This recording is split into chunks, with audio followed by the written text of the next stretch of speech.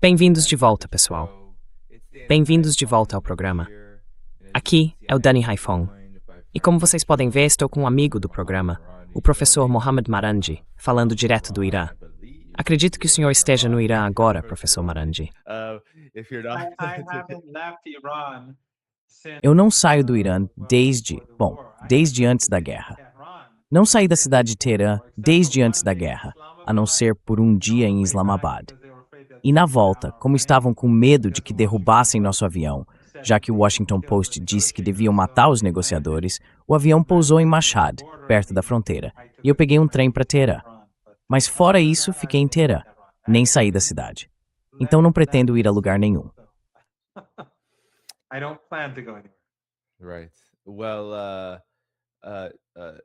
Certo.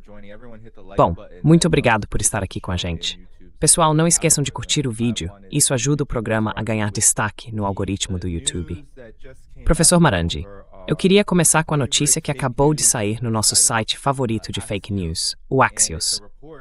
É um relatório dizendo que os Estados Unidos, ou melhor, Donald Trump, afirmam que o Irã derrubou um helicóptero Apache americano no Estreito de Hormuz. O helicóptero AH-64 Apache caiu na noite de segunda-feira e os dois tripulantes foram resgatados em até 2 horas e estão em condição estável. Fala-se que tecnologia de drones teria sido usada nessa missão de resgate e que o Irã teria sido responsável pelo ataque. Agora, professor Marandi, eu queria ouvir primeiro a sua opinião sobre esse episódio, mas também como o senhor está vendo o quadro geral. Porque neste momento, parece que os Estados Unidos e Donald Trump não estão preparados nem para uma paz real, nem para escalar o conflito até uma guerra em grande escala. Principalmente considerando, e a gente ainda não falou sobre isso, os ataques iranianos contra Israel, em resposta à agressão no Líbano e as retaliações de Israel e dos Estados Unidos. Isso acabou levando a uma situação muito parecida com a da Guerra de 12 Dias, quando Donald Trump apareceu tentando se colocar como mediador, ou fingindo ser mediador. E agora uma chamada cessação das hostilidades do lado israelense, enquanto o Irã promete continuar atacando se os bombardeios ao Líbano continuarem, o que, ao que tudo indica, está acontecendo. Então, professor, qual é a sua leitura desse momento?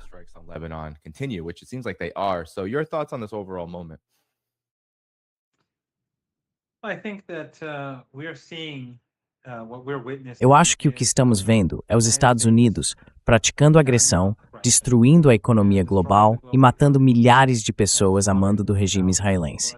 E por que está fazendo isso em nome do regime israelense? Porque querem permitir que o regime israelense leve adiante o seu genocídio em Gaza e agora também no Líbano. 2 cenários de genocídio, um no sul e outro no norte.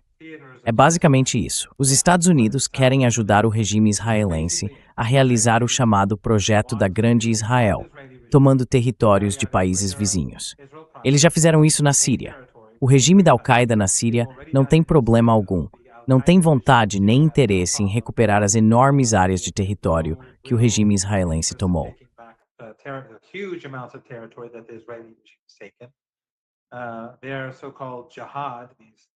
Essa chamada jihad deles, desses wahhabis e salafis que trabalham ou têm trabalhado a serviço do império, financiados pelo Catar, pelos sauditas e por outros, eles só matam sírios. Eles não têm nenhum interesse em lutar contra os israelenses. No Líbano, é uma situação completamente diferente. A resistência está revidando, e o que os americanos querem é que o Irã fique em silêncio e deixe que eles façam o massacre exatamente como em Gaza. Eles querem que a resistência e o Irã, o eixo da resistência, fiquem de braços cruzados e deixem que eles acabem com o povo palestino. É isso, basicamente. É isso, Dani. Tudo isso é sobre genocídio. Os jornalistas ocidentais sabem disso. Os diplomatas ocidentais sabem disso. As elites ocidentais sabem disso. Eles estão apoiando o genocídio. Ficam em silêncio diante do genocídio. Querem que o regime israelense saia impune.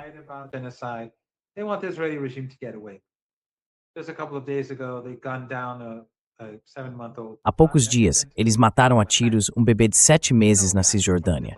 Nenhuma reação dos diplomatas em Tel Aviv, nem dos diplomatas ocidentais. Eles participaram do, como é mesmo o nome, do desfile do orgulho gay. mas não dizem nada sobre os assassinatos diários na Cisjordânia, sobre as agressões e os roubos. Então veja, essa é a luta, é entre o Irã, o eixo da resistência e o império. E ninguém mais quer defender o povo palestino. Erdogan continua transportando petróleo de Baku para o seu parceiro de negócios Netanyahu e fala, sabe, sobre a Palestina. É tudo falso. Sisi, no Egito, comprando gás de Netanyahu, o parceiro de negócios dele lá. Abdullah, na Jordânia, um péssimo fantoche. Quando o Irã lançou mísseis e drones, ele ficou desesperado para derrubá-los, ajudando a máquina israelense.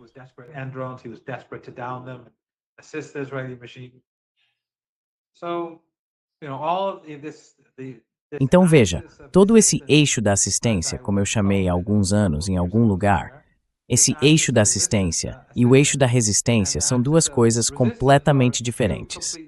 Agora, no Líbano, a gente está vendo a mesma coisa acontecer. No Líbano, existe um governo fantoche, instalado pelos americanos e pelos sauditas. Esse governo fantoche, o presidente e o primeiro-ministro, não têm mandato popular. Os votos que eles receberam foram muito menores do que os da coalizão liderada pelo Hezbollah nas últimas eleições parlamentares. Mas mesmo assim, foram colocados lá. Foram impostos à força. E o que eles estão fazendo? Estão impedindo que os refugiados do sul do Líbano se desloquem para outras partes do país, tentando usar o sectarismo e a religião para espalhar ódio dentro do Líbano.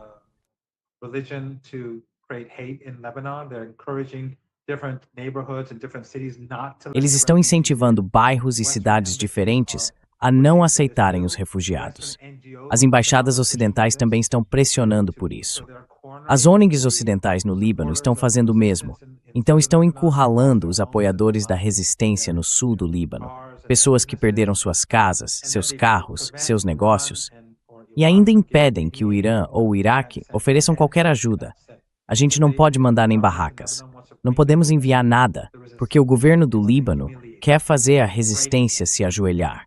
Querem humilhar, quebrar essas pessoas. E depois, claro, vão negociar com o regime israelense e fazem a maior concessão de todas. Negociações diretas, a maior de todas as concessões. E o que recebem em troca? Os israelenses bombardeiam e matam um tenente-general e mais 2 pessoas que estavam no comboio dele.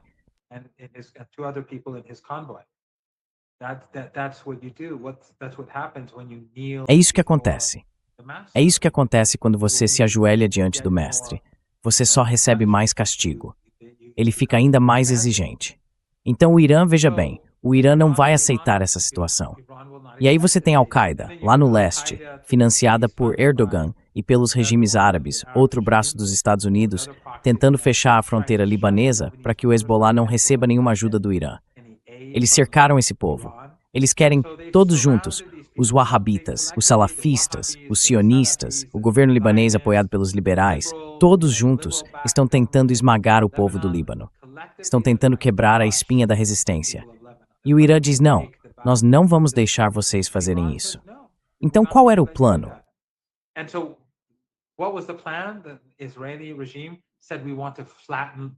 O regime israelense disse, queremos arrasar Beirute.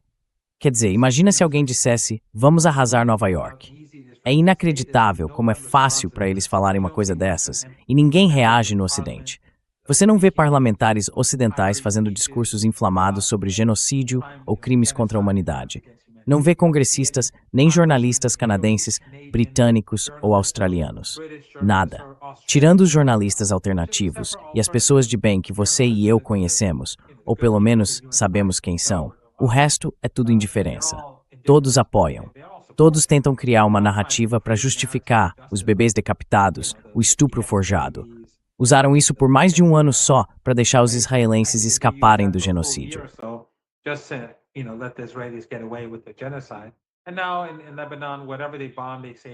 E agora no Líbano, qualquer coisa que eles bombardeiam, dizem que são redutos do Hezbollah. E o que a gente vê são famílias mortas, famílias massacradas. Mas o Ocidente precisa ajudar os israelenses a fazer o que eles querem, por causa do chamado Projeto da Grande Israel. É aí que estamos. O problema é que o Irã e o eixo da resistência dizem não, enquanto o eixo da assistência eles estão com os americanos e o Ocidente apoia o genocídio.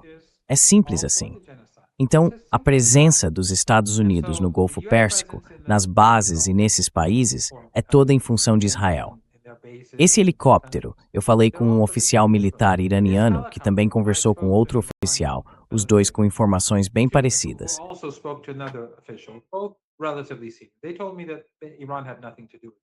Me disseram que o Irã não teve nada a ver com isso, mas esse nem é o ponto. O Irã está totalmente preparado para a guerra. E, de novo, esse nem é o ponto.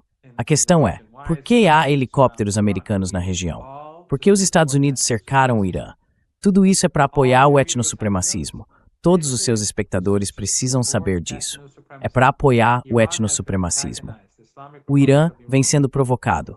A República Islâmica do Irã há 47 anos. Porque apoia os palestinos. Porque apoia os cubanos. Porque apoiou a resistência do sul da África contra o apartheid. Esse é o problema. Essa é a questão fundamental.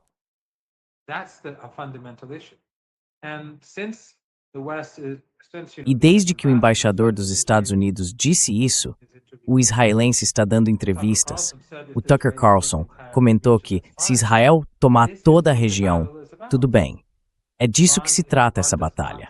Se o Irã não enfrentar esse expansionismo, eles vão tomar o Líbano, vão exterminar a população, vão tomar Gaza, vão tomar a Cisjordânia e vão continuar avançando. Então não há outro caminho.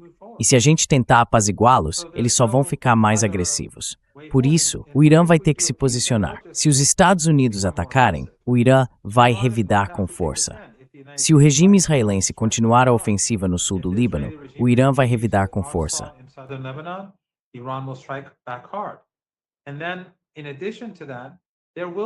E além disso, não vai haver acordo enquanto o genocídio em Gaza não parar.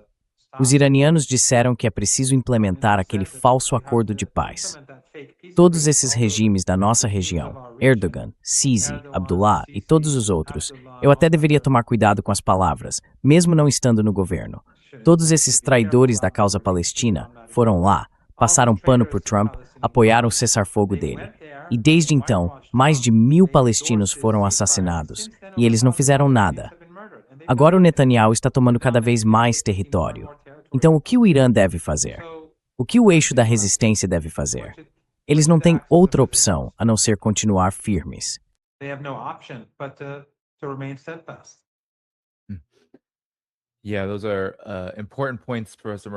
Sim, esses são pontos importantes, professor Morandi.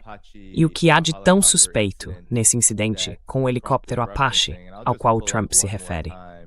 Deixa eu abrir aqui mais uma vez a postagem no Truth Social. Eu não tinha lido ela inteira antes, só tinha lido a versão bem mais inteligente do Dropsite News. Mas essa é a postagem exata do Truth Social.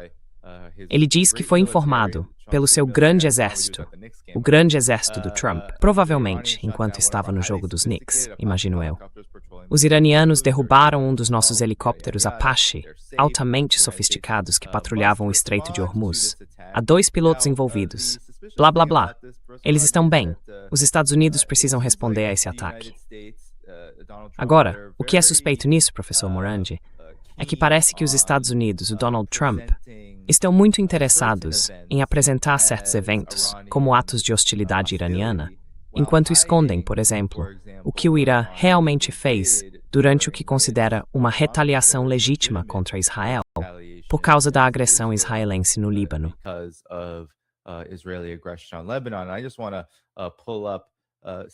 Eu só quero mostrar as imagens de satélite que mostram que a base aérea de Ramat David, a base responsável pelo menos pelos caças que estão decolando para atacar o Líbano, está bem diferente. Quer dizer, eu não sou especialista em tecnologia de satélite, mas dá para ver uma diferença clara entre o antes e o depois. Provavelmente algum tipo de fogo causado por míssil ou drone, destroços, danos visíveis ali.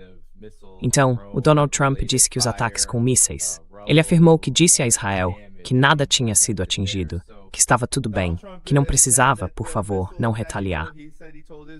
Essa tem sido a narrativa. Israel não ouviu de qualquer forma. Mas o ponto aqui é que parece haver uma certa seletividade no que é considerado hostilidade, agressão ou ataque iraniano contra ativos dos Estados Unidos, em comparação com o que o Irã realmente está fazendo, algo que vem sendo minimizado desde o começo. Para mim isso é suspeito. Mas o que é que você acha?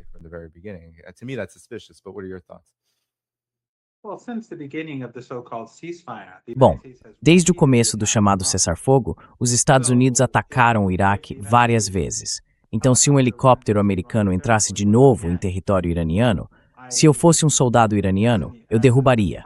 Mas os iranianos não assumiram a responsabilidade. Pelo menos por enquanto, não ainda.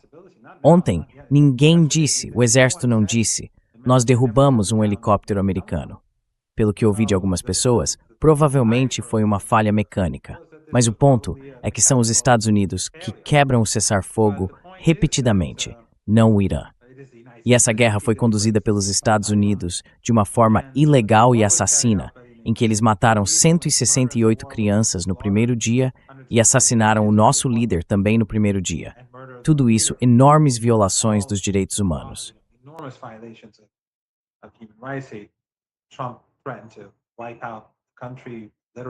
Trump ameaçou destruir o país, apagar o país do mapa, nos levar de volta à Idade da Pedra, apagar a nossa civilização. São esses os monstros com quem estamos lidando. E claro, a mídia ocidental nunca se indigna com esse tipo de linguagem. Nunca o atacam por isso. Atacam por, sei lá, outros assuntos internos. Mas, obviamente, estrangular Cuba, aniquilar o Irã e cometer genocídio em Gaza, isso não faz parte do problema. O que importa são as eleições na Califórnia, as acusações de fraude nas eleições locais. É isso que desperta a raiva entre republicanos e democratas. Pelo que eu entendo, como os iranianos não fizeram nenhum comentário sobre isso, é provável que não tenham sido eles que fizeram.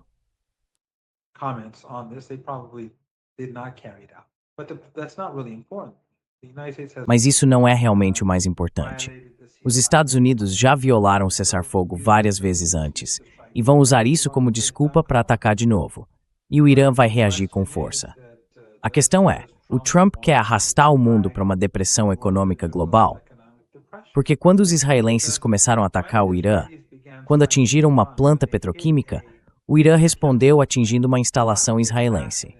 Mas depois disse, se isso continuar, nós vamos destruir a infraestrutura americana na região do Golfo Pérsico que esteja ligada a israelenses e americanos. E claro, tudo ali está ligado a israelenses e americanos, porque as tropas deles estão lá. As tropas americanas estão lá. No caso dos Emirados, os israelenses também estão lá.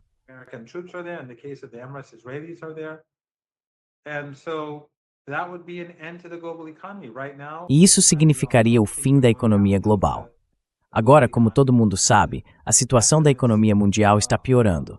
As estimativas sobre a velocidade desse agravamento variam. Alguns dizem que junho é um mês de transição e que as coisas vão piorar muito nos próximos dias e semanas.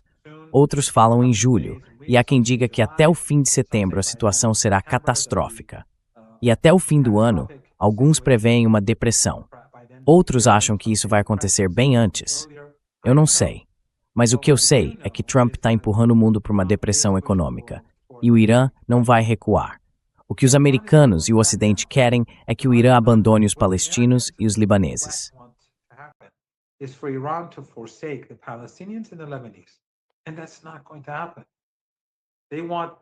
E isso não vai acontecer. Eles querem permitir que os israelenses realizem limpeza étnica e genocídio no Líbano e continuem a limpeza étnica e o genocídio em Gaza. E que os iranianos aceitem um acordo em que recebam alguns bilhões de dólares e depois não, isso não vai acontecer. O Irã não é. O Irã é diferente de todos esses outros países. O eixo da resistência é diferente. Eu não quero entrar em questões de ideologia ou religião, mas acho que já te disse antes. Qualquer pessoa que leia sobre o Irã, que vá a Teherã, ou leia o livro Resistance, da Alison Krok, vai aprender uma ou duas coisas sobre a realidade do Irã e vai entender melhor por que o Irã. Saem. Mas também não se trata só do povo palestino e do povo libanês, que são para Irã fundamentais. Quero dizer, sem o fim desses massacres e dessa guerra, a gente não vai aceitar nenhum acordo. Ponto final. Mas também tem o fato de que se você tenta apaziguar essas pessoas, se tenta agradar esse regime etnossupremacista e seus aliados etnossupremacistas nos Estados Unidos, eles vão atrás de você. Se você mostrar qualquer sinal de fraqueza, eles vão te atacar. Não são o tipo de gente que vai dizer, ok, eles estão fracos, então vamos deixá-los em paz.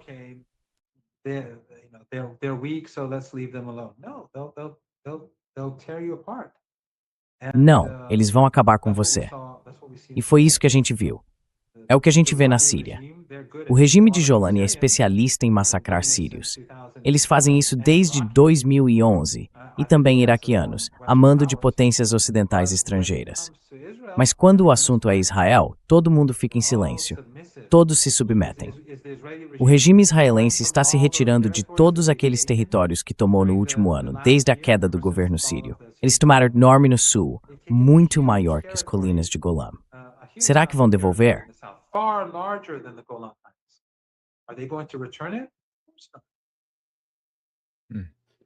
Eu não sei. Bom, professor Morandi, eu queria te perguntar agora sobre isso, já que você mencionou um pouco quando falou das fantasias. Essas fantasias, as fantasias dos Estados Unidos em torno de um possível acordo com o Irã. E isso apareceu na mídia, na chamada mídia israelense, que alguns chamam de o rei da propaganda, o rei das mentiras. Mas na mídia iraniana, eles estão dizendo agora que houve algum tipo de troca, que até 3 bilhões de dólares em ativos iranianos teriam sido transferidos dos bancos do Catar, onde estavam retidos, ilegalmente tomados do Irã, de volta para o país, para tentar adoçar um possível cessar-fogo que, segundo Trump, poderia acontecer a qualquer momento. Mas ele já disse isso, e eu posso até mostrar enquanto você fala, 38 vezes desde que o cessar-fogo de abril começou, que haveria um novo acordo, sabe, a qualquer instante. E, curiosamente, essas declarações sempre acontecem perto da abertura ou do fechamento dos mercados. Então, professor Morandi, o que o senhor acha disso? O que o Irã está fazendo? Isso realmente aconteceu? O senhor tem alguma ideia do que está acontecendo aqui? Do you have any understanding of what's going on here? I don't know. I really don't know. Eu não sei. Sinceramente, eu não sei. Eu devia ter perguntado, na verdade, antes do programa, mas eu estava tão ocupado perguntando sobre os helicópteros que acabei esquecendo disso, porque eu ouvi essa história faz mais ou menos uma hora. Eu sei que um avião dos Emirados veio durante a guerra, e as pessoas têm perguntado, o que é isso? E eu estou tão curioso quanto qualquer um, mas eu não sei. Quer dizer, os Emirates já confiscaram ativos iranianos a pedido dos americanos ao longo do tempo. Eu não sei se isso teria alguma relação. Para começar, eu nem sei se essa história é verdadeira. Eu não confio em nada que venha de Israel, então realmente não posso comentar sobre isso.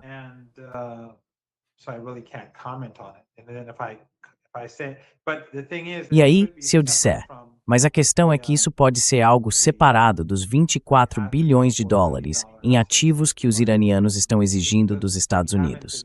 Porque até onde eu sei, a gente nem tem negociado com eles sobre isso. Pode ser que os iranianos estejam pedindo uma compensação dos Emirados por outras coisas que eles fizeram. Eu realmente não faço ideia. Vou tentar descobrir e te aviso. E aí você pode contar para o seu público se eu souber de alguma novidade. Mas olha, a política dos Estados Unidos é tão estranha que um dia vazou que o Trump teria dito para o Netanyahu que sabe que ele é odiado e que o país é odiado. O que, na minha opinião, provavelmente era uma afirmação verdadeira.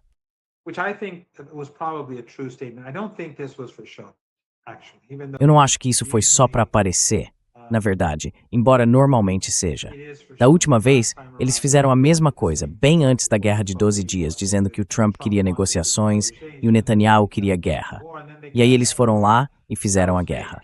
Aquilo foi falso. E com o Biden também. Mas dessa vez, eu pessoalmente acho que é um pouco diferente, porque o Netanyahu foi humilhado. E na imprensa em hebraico, atacaram ele duramente depois do que o Trump disse. E para o Trump, isso de sair por aí que Israel é odiado e tudo mais, tem um custo. Quer dizer, o mundo inteiro ouviu isso. Então não é bom para Israel.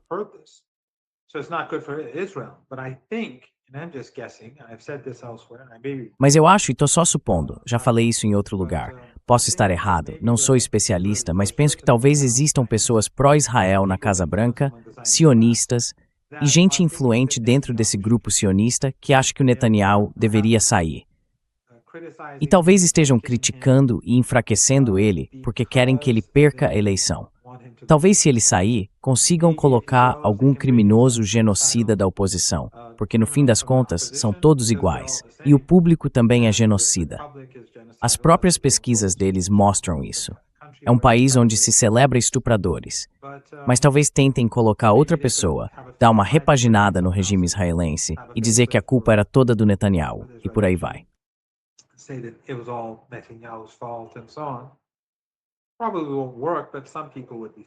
Provavelmente não vai funcionar, mas algumas pessoas cairiam nessa. Acho que o mundo já passou do ponto de ser enganado por esse tipo de coisa.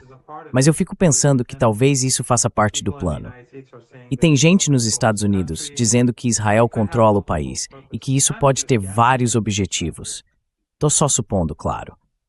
Mas aí é curioso ver o Trump dizendo, eu é que mando, e depois o Netanyahu, que acaba humilhando o Trump. É uma situação bem confusa. Mas isso mostra o quanto esses maníacos genocidas, esses psicopatas em Washington e Tel Aviv, estão completamente desorganizados.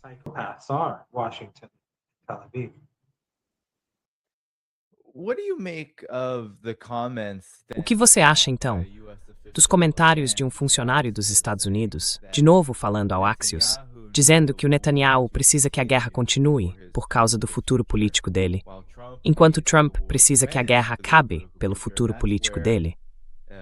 E é aí que, por causa do futuro político de cada um e do futuro político dos seus partidos, a divisão realmente acontece.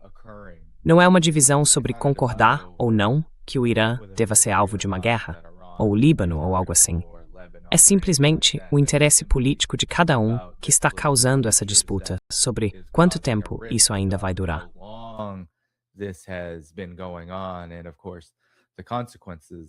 E claro, as consequências, especialmente do lado do Trump para os Estados Unidos, para a viabilidade política do governo dele e para o tipo específico de regime que ele quer representar.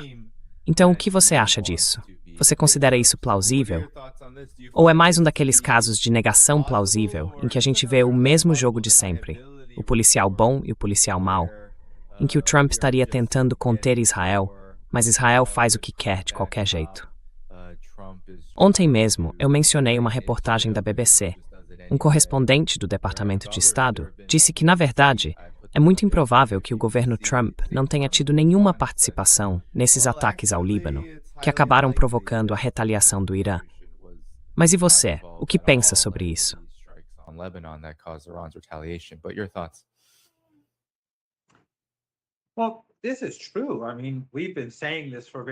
Bom, isso é verdade. Quer dizer, a gente vem dizendo isso há muito tempo, e muita gente também, que a sorte política do Trump está ligada ao Estreito de Hormuz. E quanto pior a situação ficar, quanto mais tempo isso durar, menos ele vai conseguir manipular os mercados. E no fim das contas, a gravidade se impõe. A escassez aparece e as reservas acabam. Então, eu acho que se isso continuar por muito tempo, as eleições de meio de mandato vão ser um desastre para ele. E ele vai enfrentar um processo de impeachment e vários outros problemas. Acho que esse é o fim da presidência dele. E isso pode trazer muitas consequências ruins para ele. Mas o mesmo vale para o Netanyahu. A gente sabe disso. Vem discutindo isso o tempo todo. Antes do ataque ao Líbano, eu já dizia que ele ia atacar o Líbano.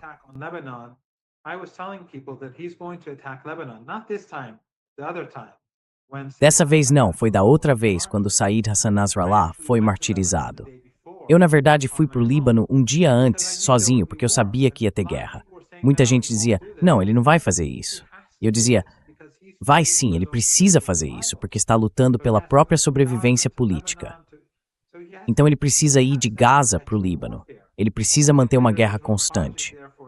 E o projeto da Grande Israel, por isso, agora faz mais sentido, porque serve para justificar esses ataques contínuos contra o Líbano, contra Gaza, contra a Cisjordânia, e o assassinato de pessoas na Cisjordânia, inclusive aquele bebê de 7 meses, e todo dia, matando gente lá, bombardeando o Iêmen, bombardeando o Iraque, a Síria, o Irã. Tudo isso é justificado porque ele quer continuar no poder.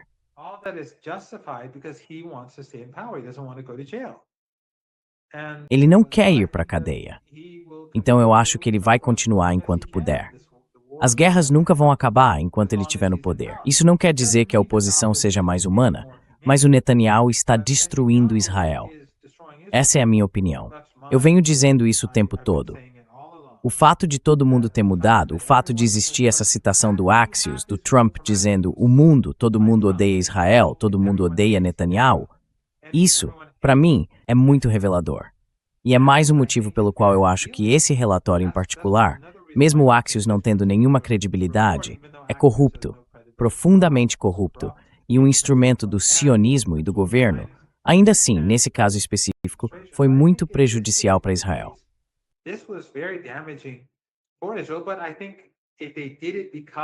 Mas eu acho que se eles fizeram isso porque precisavam, acho que algumas pessoas estão fazendo isso porque querem se livrar do Netanyahu. De novo, posso estar errado. Não estou afirmando nada com certeza. É pura especulação. Só que eu não consigo pensar em um motivo melhor para isso estar acontecendo. Então, eu acho que o Trump precisa de paz, com certeza. Já o Netanyahu precisa de guerra. Mas a gente tem que voltar sempre ao Joe Kent. Não que o Joe Kent tenha dito algo que a gente já não soubesse, mas a carta de renúncia dele confirma, vinda de alguém que ocupava um cargo alto na área de inteligência dos Estados Unidos, indicado pelo Trump, que isso não tem nada a ver com armas nucleares.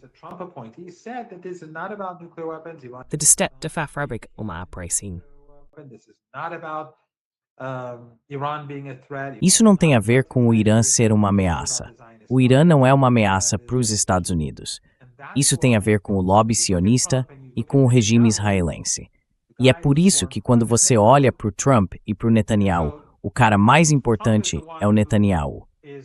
Então o Trump é quem vai perder a eleição, e talvez muito mais do que isso. E o Netanyahu, eu acho que ele também vai fracassar, porque no fim das contas, ele está destruindo Israel. E vai chegar um momento em que os sionistas vão dizer, a gente precisa tirar esse cara. Ele está acabando com a gente. E na verdade ele já acabou. Quer dizer, pessoas no mundo todo estão... Quer dizer, o Irã, o Irã não tem nenhuma capacidade de poder brando. Iran has no soft power capabilities. It has been sanctioned for decades.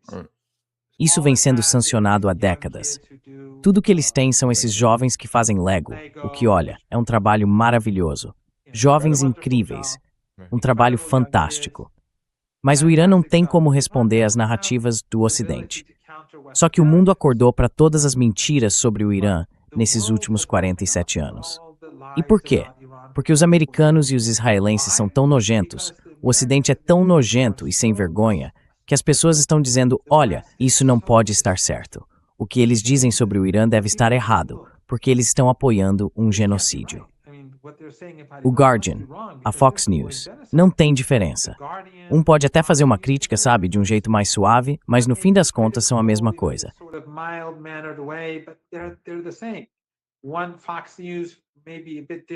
Primeiro, a Fox News pode ser um pouco diferente da MSNBC, mas no fim das contas é tudo a mesma coisa. As pessoas estão percebendo isso.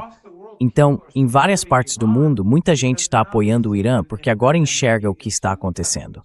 Em alguns países, toda aquela propaganda contra o Irã, durante décadas, feita, sabe, por Erdogan, pelo déspota em Doha, pelos sauditas, pelos emiradenses, tudo isso com sectarismo, racismo, alimentando o povo com ódio contra o Irã, contra os xiitas e contra a resistência.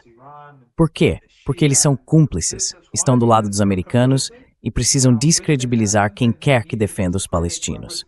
Até muitos palestinos acabam acreditando nas mentiras deles, nas mentiras sobre os xiitas, sobre o Irã, sobre o que acontece dentro do Irã.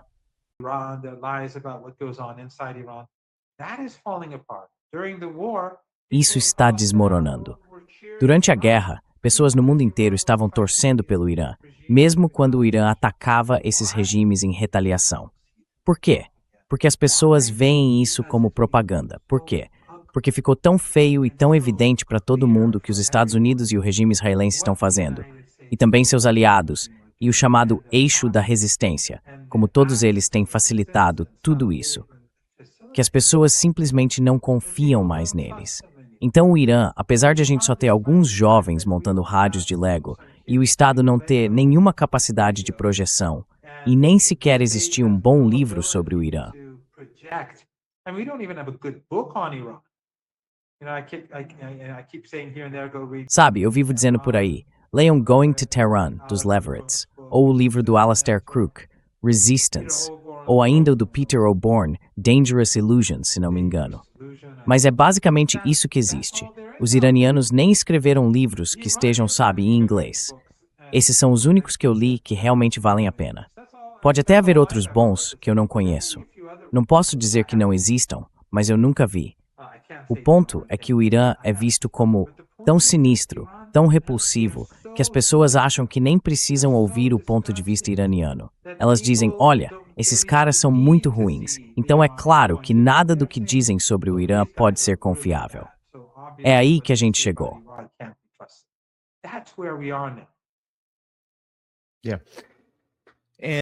E talvez a gente possa mostrar o Abbas Araghchi, o ministro das Relações Exteriores do Irã, que publicou a resposta dele sobre o incidente com o helicóptero Apache. Só para fechar o assunto aqui, amarrar tudo. Não, eu não vi. Acabou de sair agora mesmo. Não dá, porque eu tô usando o celular, então eu não consigo ler isso. Você não quer esse também. Então eu vou ler aqui. Sayed Abbas Araghchi, ministro das Relações Exteriores do Irã, escreveu o seguinte: forças estrangeiras próximas ao nosso território estão em risco constante por causa de seus próprios erros humanos, acidentes de avião ou até por serem pegas em fogo cruzado.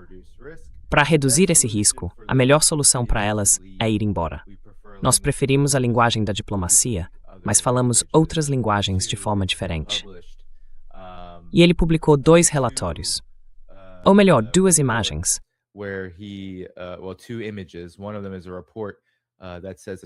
Um deles é um relatório que diz que o Estreito de Hormuz não é, e essa é a declaração literal dele, não é águas internacionais, mas sim compartilhadas entre Omã e o Irã, localizado a milhares de quilômetros das costas dos Estados Unidos.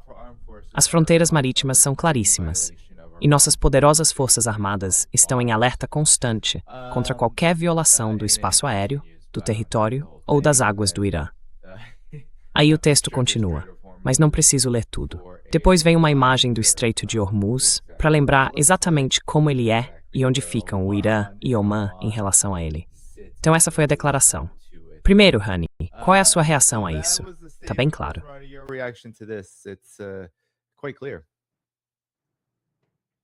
Eu acho que os iranianos claramente não assumiram responsabilidade.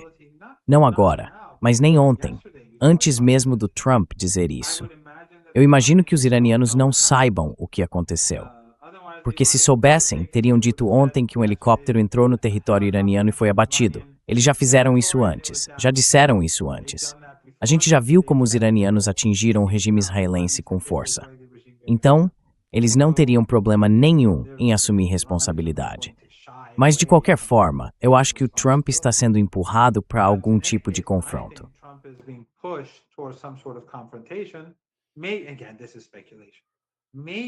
De novo, isso é especulação. Talvez por causa da posição que ele tomou em relação a Beirute e a Israel, por não ter respondido ao Irã. E talvez existam sionistas nos Estados Unidos dizendo, você foi longe demais. Então agora ele quer matar algumas pessoas, bombardear algumas pessoas, assassinar algumas pessoas, para que os sionistas nos Estados Unidos e em Israel fiquem satisfeitos. É só um palpite, mas é isso. É a única explicação que me vem à cabeça agora para ele estar empurrando essa narrativa. Mas, sabe, eu não sei. De qualquer forma, os iranianos estão preparados para a guerra, Dani. Os iranianos estão prontos. Não é como se alguém aqui estivesse com medo.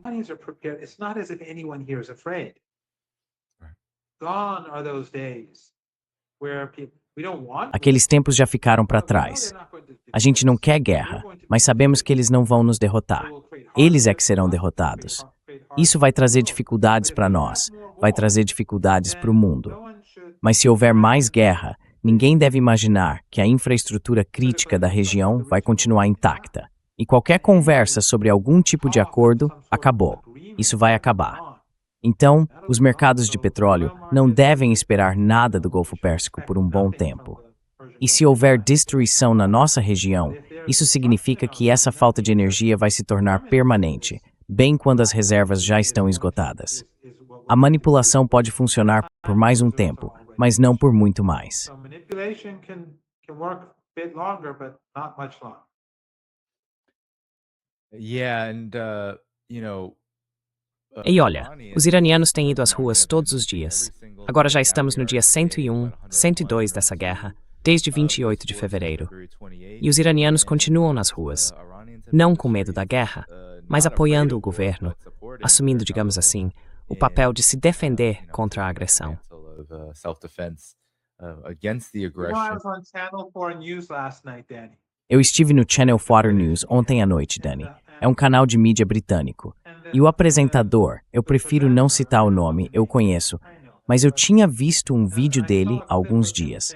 Bom, ele estava aqui na segunda noite. Ele me convidou para participar do programa, coisa de 4 ou 5 minutos. Então eu fui mesmo assim. E ele disse: sabe, os iranianos não se aproximam de mim.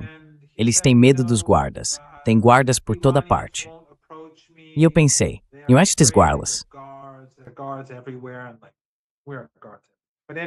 Mas enfim, eu não vejo nenhum guarda nas ruas. Mas enfim, eu disse, olha, se os iranianos não se aproximam de você, talvez seja porque não confiam em você. E ele respondeu, tá bom, eu te concedo isso. Aí ontem à noite, ele me convidou de novo, porque eles iam embora hoje. Ele me disse, sabe, iranianos nas ruas me disseram que estão cansados da guerra e querem paz. E eu perguntei, sério? Eles te disseram isso? E ele, sim. Então eu falei, ué, eu achava que os iranianos não podiam expressar opinião. Achei que a gente atirava neles aqui no Irã. Não é isso que vocês... Quer dizer, eu não disse isso, mas é o que a mídia ocidental sempre fala, não é? Enfim, deixa pra lá. O Channel 4 News não é como se esse apresentador fosse melhor do que outros jornalistas da mídia ocidental que eu conheço. Other Western media journalists that I know. At least those that I can think of right now. Pelo menos os que eu consigo lembrar agora. Mas a questão é que eu não sei com quais iranianos ele se encontrou. É claro que os iranianos não querem guerra. É claro que eles sentem a pressão econômica. Disso não há dúvida. A inflação está altíssima. Mas para nós, essa é uma guerra pela nossa sobrevivência. A gente sabe que o projeto da Grande Israel está em andamento e que essas pessoas são implacáveis. Eles vão exterminar os libaneses, vão exterminar os palestinos para conseguir o que querem. E o Ocidente apoia isso. Nenhum país ocidental vai fazer nada além de ajudá-los. Nenhuma sanção contra o regime israelense depois de 3 anos de genocídio. Só algumas sanções simbólicas contra algumas pessoas na Cisjordânia.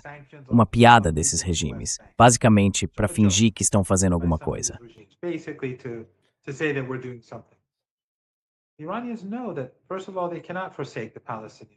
Os iranianos sabem que, antes de tudo, eles não podem abandonar os palestinos nem os libaneses.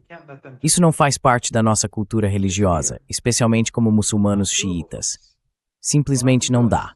A gente não pode deixar que eles desapareçam. Para nós, isso é impossível. Teriam que nos matar primeiro. Mas também, como eu disse, se a gente tentar agradá-los, eles não vão dizer tudo bem os iranianos, como o Trump falou uma vez, digam que desistiram e pronto, acabou. Não é assim que funciona. Não é assim que funciona. Eles vão avançar 10 passos, vão se mover 10 passos à frente, vão ficar mais agressivos, mais brutais.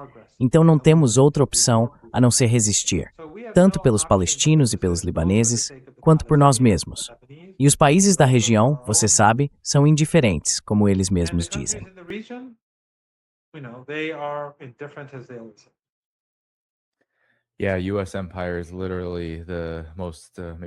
O Império Americano é literalmente, talvez, a definição mais grotesca de dar um dedo, quer o braço inteiro. Professor Morandi, certo, então, só mais 2 perguntas. Bom, na verdade, não são bem perguntas. A primeira é um comentário sobre essa história da briga entre Netanyahu e Trump. A gente já viu isso antes. Já vimos reportagens sobre Trump e Netanyahu, aquela ligação tensa entre os dois. E até durante o governo Biden, lá pro final, também teve uma ligação difícil com Netanyahu. Mas essa é a primeira vez que aparece uma citação literal, uma frase específica, mostrando que há uma confirmação de que os círculos no poder sabem que a reputação de Israel está completamente no fundo do poço.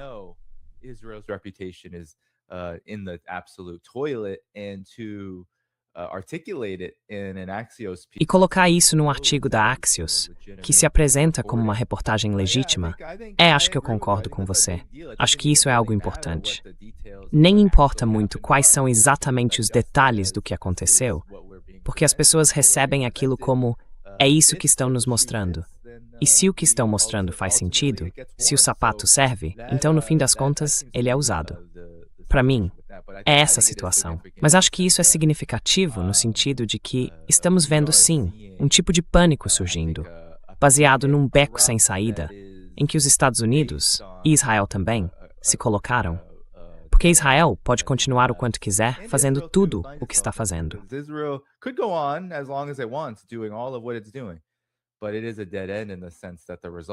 Mas é um beco sem saída, no sentido de que os resultados não vão mudar. O resultado vai ser o mesmo.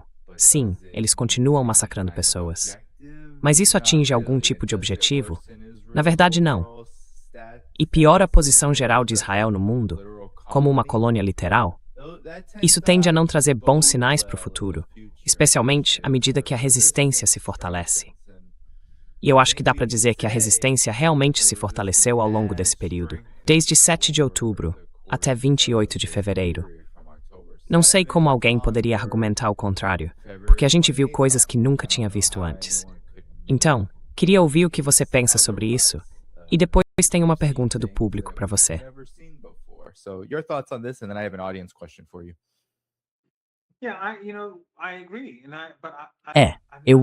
Eu concordo. Mas não estou dizendo que existe uma ruptura entre os Estados Unidos e Israel. Isso é outra coisa completamente diferente. O que eu estou dizendo, basicamente, é que isso é sobre o Netanyahu, nem tanto sobre o Trump. O Trump, na verdade, nem é tão importante assim em muitos aspectos. Quem colocou isso no Axios, que é basicamente uma ferramenta usada por gente em volta do Trump, pelos sionistas próximos dele, quem colocou aquilo lá, na minha opinião, estava atacando o Netanyahu. E claro, dentro da classe dirigente sionista nos Estados Unidos, existem diferentes facções. Mas se eu, Deus me livre, se eu fosse sionista, Deus me livre, talvez me matassem antes mesmo de eu ter a chance de ser algo assim. Não quero colocar isso no mundo. Não quero nem falar sobre isso. Olha, sinceramente, me joga debaixo de um ônibus antes disso, sabe? Mas se eu fosse sionista, eu faria a mesma coisa. Eu descreditaria o Netanyahu, colocaria no lugar um daqueles outros monstros genocidas, ajudaria essa pessoa a vencer a eleição nesse regime de apartheid onde a maioria dos palestinos nem tem direito de voto. Isso não é democracia. É como a África do Sul era, quando os brancos mandavam. Então é um tipo de democracia, digamos assim. Eu tentaria ajudar um dos oponentes dele a chegar ao poder, dar uma repaginada no regime, dar uma cara nova para esse oponente genocida, fazer umas concessões marginais, retirar tropas aqui e ali, mas não em todo lugar.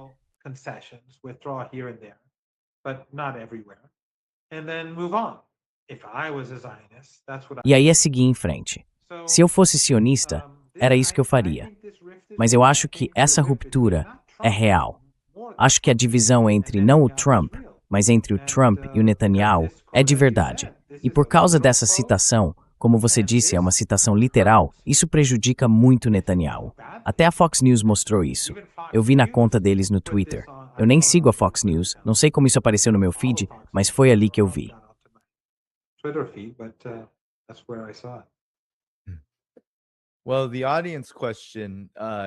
Bom, a pergunta do público é muito boa. Eles estão perguntando sobre um comentário feito por Paul Craig Roberts, que, se não me engano, serviu no governo Reagan. Ele disse que a preocupação dele é que o Irã está jogando um jogo perigoso e não está agindo de forma decisiva contra Israel, mas sim entrando num tipo de troca de ataques, em que Israel continua avançando aos poucos. Na opinião dele, o Irã só vai conseguir superar essa crise existencial quando tomar uma atitude muito mais ousada do que tem tomado até agora. Professor Rod, o que o senhor acha desse tipo de crítica, especialmente à luz do que vimos há apenas alguns dias, e claro, dentro do contexto mais amplo do que vem acontecendo?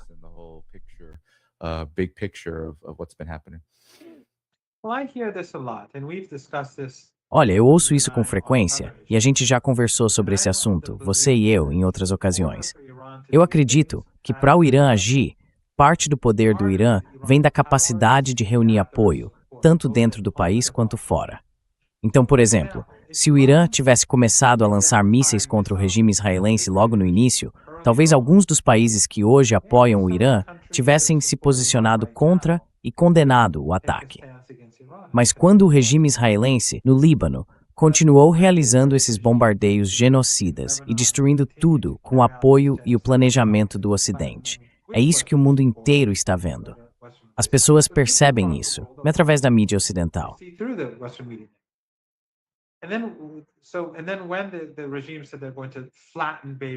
E aí, quando o regime disse que ia arrasar Beirute, e depois os iranianos os ameaçaram, e de fato começaram um ataque, o Irã percebeu que no mundo todo ninguém tomou partido a favor desse regime. Isso é importante para o Irã.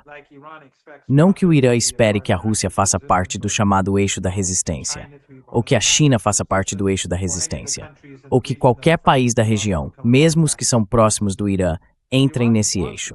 Mas o Irã quer garantir que o outro lado não tire vantagem, tanto quanto possível, de qualquer confronto violento.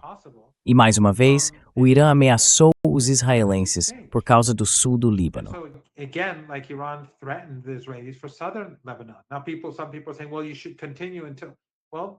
Agora, algumas pessoas estão dizendo, bom, vocês deveriam continuar até.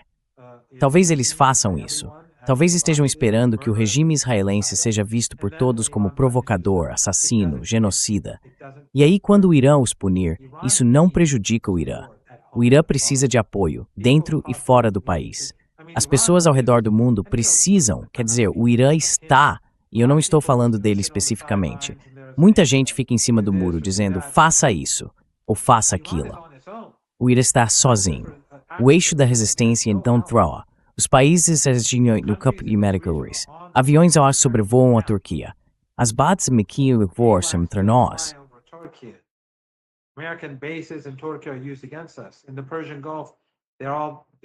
No Golfo Pérsico, as bases deles são usadas contra nós. Na Jordânia, eles estão tentando derrubar drones e mísseis iranianos. É isso que estamos enfrentando. Então o Irã quer que a opinião pública fique do seu lado. Assim como eu disse, logo antes da Guerra de 12 Dias, o Irã estava negociando. Muita gente disse que o Irã foi enganado. Isso não é verdade. A gente sabia que haveria uma guerra. O Irã errou ao achar que os israelenses não atacariam a liderança como os comandantes que foram mortos no primeiro dia. Foi um erro de cálculo, mas eles sabiam que a guerra viria. Eu sabia que a guerra viria. Eles sabiam, claro que sabiam. Mas o Irã negociou para mostrar ao mundo e ao povo iraniano que, olha, nós tentamos.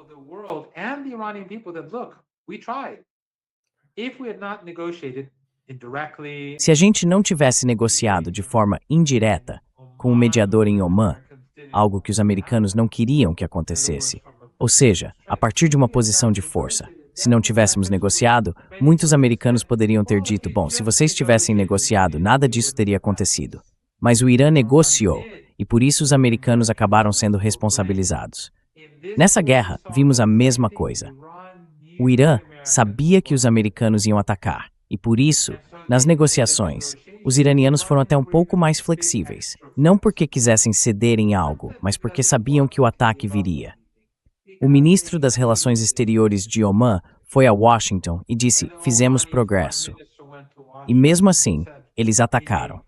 O Irã estava preparado. Não que soubessem a hora exata, e também não conseguiram interceptar todos os mísseis. Eles atacaram. Mas a questão é que o mundo passou a ver o Irã como vítima. E os iranianos comuns, porque muitos iranianos são bem solidários, quando você olha as pesquisas, eles mostram um apoio forte. Só que os iranianos querem todo o apoio extra, dentro e fora do país, que puderem conseguir. Isso fortalece a resistência. O Hezbollah quer dizer, o presidente do Líbano, por ser um agente, acabou ajudando muito o Hezbollah nas últimas 2, 3 semanas ou dias, sem perceber. Por quê? Porque ele atacou o Hezbollah e o Irã. E o que o regime israelense fez depois? Bombardeou aquele comboio e matou todo mundo. Então, basicamente, eles acabaram fortalecendo de forma tola o Hezbollah. Porque o Hezbollah dizia, quanto mais se cede, quanto mais se submete, mais agressivos eles ficam. Aquele ditado, você dá um passo, eles tomam uma milha, entende? Give an inch, take a mile, right? Olha, sobre essa pergunta, quero agradecer ao apoiador do Patreon que enviou. É aquele ditado, dá um dedo, querem o braço. O que foi mesmo que você disse? Você cede um pouquinho e eles tomam um monte. Tomam um monte. O Império Americano é assim. É isso que ele faz quando alguém tenta cooperar. Você dá um ponto e eles querem em mil outros. É assim que funciona. Bom, quer dizer, olha só o que aconteceu. Foi isso que aconteceu com o acordo nuclear. A gente começou a fazer concessões e eles passaram a exigir mais. Sim. Quando o presidente iraniano Rouhani ficava dizendo, a gente precisa fechar um acordo rápido, esse é o meu maior foco, os americanos pensaram, como assim? Isso é a prioridade dele? Então vamos aumentar a pressão, porque assim ele vai ceder mais.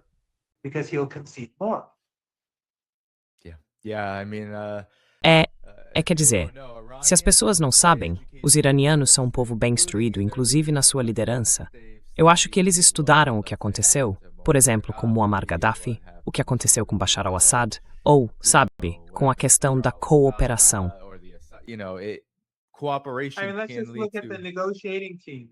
Vamos olhar para a equipe de negociação. O chefe da equipe iraniana, o presidente do parlamento, é professor associado na minha universidade. Certo?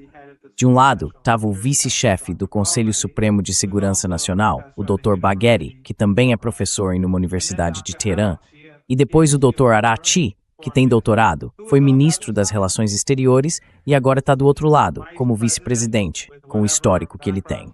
E aí dois assessores sionistas que são corretores de imóveis.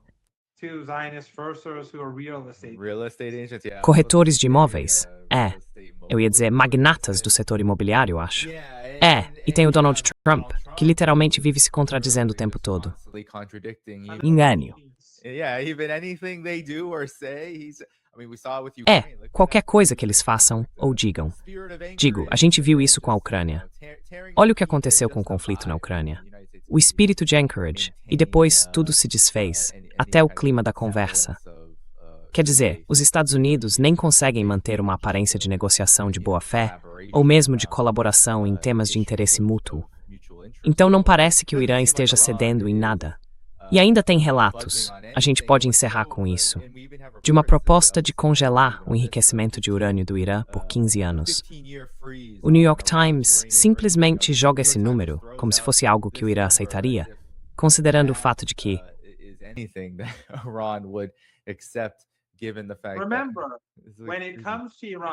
lembre-se, quando o assunto é o Irã, os opositores de Trump ainda estão do lado sionista. Então o New York Times vai continuar com a guerra psicológica deles. O Washington Post também. É tudo a mesma coisa. Eles podem ser contra o Trump, mas não são contra o sionismo. Pode até haver um desentendimento entre algumas pessoas e o Netanyahu, mas não existe ruptura entre o regime político em Washington e o regime.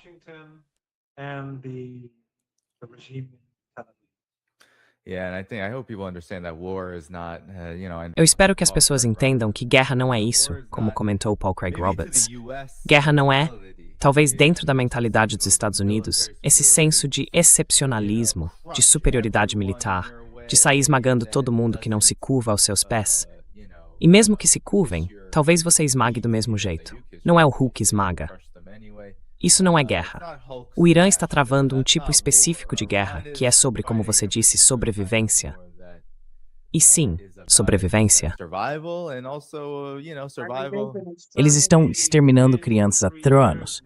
Essas pessoas são implacáveis. Eles são implacáveis e não entendem. Nunca vão entender por que o Irã luta do jeito que luta. E eu só vou ler alguns comentários. Eles não compreendem o que é moralidade. Para eles, isso está além da imaginação. Apesar de todas as falsas aparências ao longo dos anos, falando de direitos humanos e tudo mais. As máscaras caíram. Eles não têm nenhuma noção de dignidade humana ou de moralidade. E o Irã tem. Iran does. So I'll just read some of these comments, the super chats. Hello. Então eu vou ler alguns desses comentários. Superchats. Olá. Olá para você também.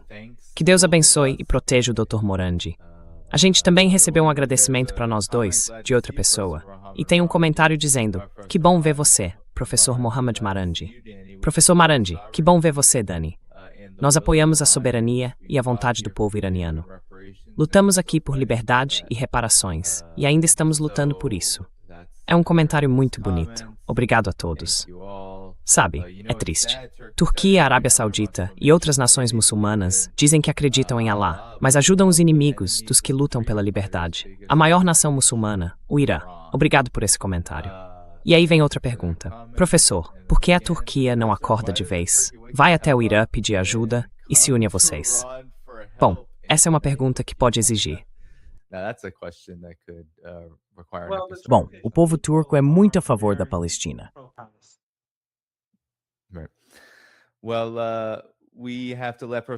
Bom, a gente precisa liberar o professor Marandi e encerrar o programa por aqui, porque ele é um homem muito ocupado. Então, antes de sair, clica no botão de curtir. Eu volto amanhã com o Patrick Henningsen, às 3 da tarde, horário do leste, no dia 10 de junho. Não perde! Na descrição do vídeo aqui embaixo, você pode apoiar o nosso trabalho pelo Patreon, Substack e muito mais. Obrigado mais uma vez a todos os que mandaram superchats, aos moderadores e a todo mundo que assistiu. Clica de novo no botão de curtir. E é isso, pessoal. Estamos indo embora. Tchau, tchau. Manda um oi pro Patrick.